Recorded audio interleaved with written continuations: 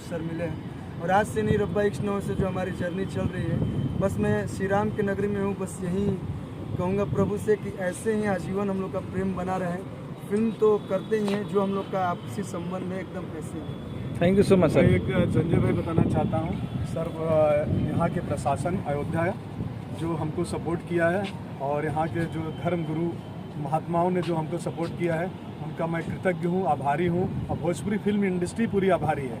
और मैं अपने अवार्ड कमेटी की तरफ से उनको बहुत बहुत धन्यवाद देना चाहता हूँ, प्रशासन को और धर्म के हमारे महात्माओं को, गुरुओं को।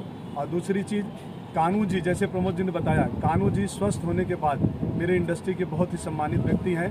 कान्हू जी को मैं बहुत धन्यवाद देता हूँ, ईश्वर ने उनको स्वस्थ किया।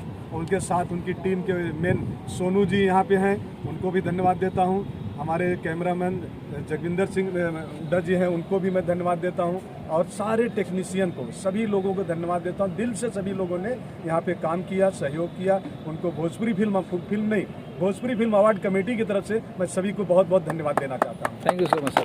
दीपक जी देखिए यहाँ पे आए, मिलने आए, इससे बड़ी खुशी की बात और क्या है। दीपक पाठक जी आए।